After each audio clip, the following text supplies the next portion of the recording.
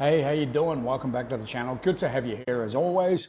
So this week I am doing another gang patch ban update. And it's been almost 6 months since the New Zealand government decided to ban gang patches and insignia from all public places. Because 6 months has passed, we finally get to see some statistics and numbers. And that's what we're going to talk about today. So, November 2024, the New Zealand government in all its wisdom decided we're going to ban gang patches in public. Patches and insignia, but not tattoos. They said they were doing this to reduce violent crime, to reduce gang intimidation in the public, and many other reasons.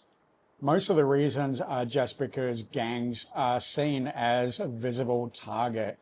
So the government are going after them because they're visible, right? Yes, they are involved in a lot of the drug and violent crimes in New Zealand. I'm not going to deny that. But I am just looking at this as not a solution. There are other ways of dealing with gang crime and violence and all that kind of stuff. Banning patches isn't one of them. But let's talk about some of the statistics that have come out recently. So firstly, one of the most surprising statistics is methamphetamine use, especially in Auckland, has doubled over the last 3 years and particularly in the last 6 months.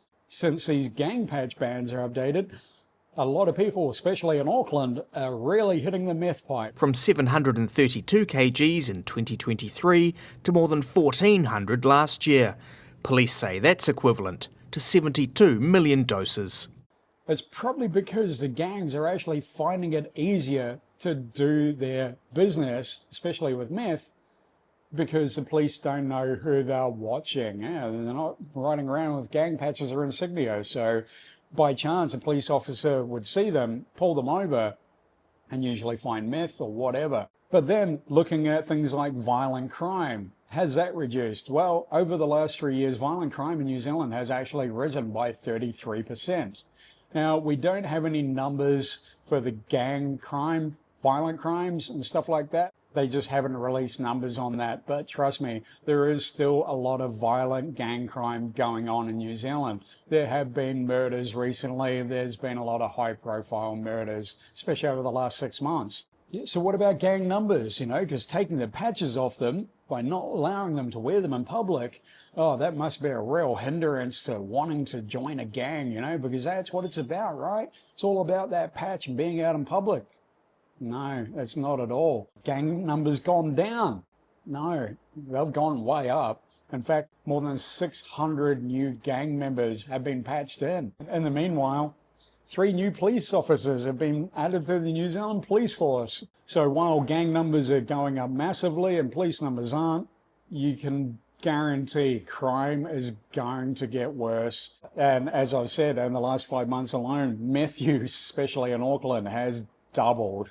But then there was actually a recent High Court challenge in Wellington to the gang insignia ban. A 19-year-old man was arrested for wearing a baseball cap outside of a public swimming pool in Nainai in Wellington, and he was a member of Nomad's notorious chapter in Wellington. Yeah, the cap in question is actually in memorial to this member's uncle, which is why he's wearing it. So they actually challenged it, and they challenged the laws. His lawyer stating that these laws were akin to the Taliban, and they do go against civil rights, human rights. Now, it was contested, but it was actually thrown out of court.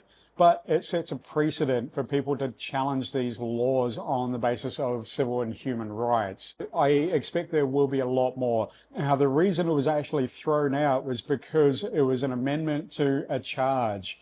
Now, the courts actually said, now, this isn't the place to be fighting these laws. It needs to be taken higher. And recently, a police research study actually showed that removing gang insignia does not reduce crime. It may actually drive gang activities further underground, which it definitely does. The study also highlights that aggressive policing strategies like gang stalking and surveillance and intimidation and harassment and all that kind of stuff will actually increase tensions between gangs and the police. And yes, it definitely does that as well. Furthermore, independent experts and criminologists have criticized the ban as a politically motivated measure, but that does not address the socioeconomic conditions fueling gang recruitment. The Police Minister Mark Mitchell is still defending this ban. He said, oh no, it's great, it's working, you know. These gangs must not be allowed to intimidate the public with public displays of affiliation. Yet there are still groups like Tūtangata Destiny's Church that are still out there intimidating public and actually assaulting the public. Now, some of their members were actually charged with indecent assault recently. One of their youth leaders from their church was actually convicted of child sex offences just recently. So a group like that who wear patches in public and assault members of the public in a public library are allowed to operate. That's not cool. So these laws aren't about reducing gang numbers at all. It's a political stunt. It's the government saying we're getting hard on crime by targeting a group that doesn't actually commit the majority of the crime in New Zealand.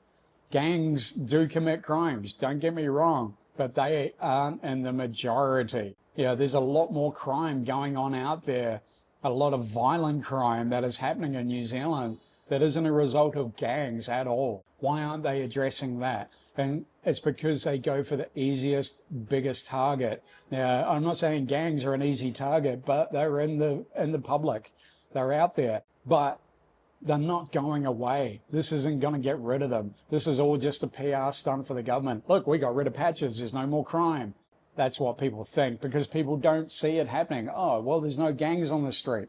You know, like I said, not all crime is attributed to gang, and there are many gangs out there who are now trying to turn over a new leaf. They have been for a long time, and they are successfully doing that.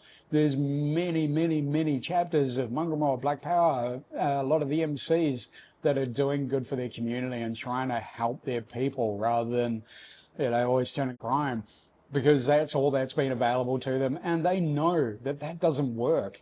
You know, sure, there is a large majority of gang members who just want to be part of that life. I'm not going to deny that. But taking away their patches isn't going to make a lick of difference to them. In fact, it's going to make things worse. And it has.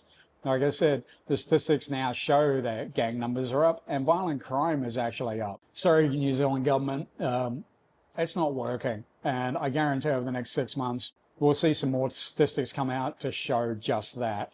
And I'm hoping that a lot of the gangs do actually take up the challenge of fighting these laws. It's the duty of every man to fight against unjust laws. So that's what we should be doing. These gang patch ban laws should be scrapped.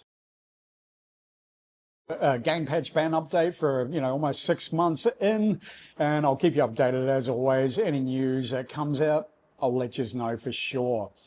But thanks for tuning in. Really appreciate you being here as always. And hey, if you want to keep supporting me and keep supporting the channel, there's many different ways you can do it. All the links are in the description below. But I will see you on Sunday for another awesome video. Take care, everyone. Stay safe. Peace out and love and light to you.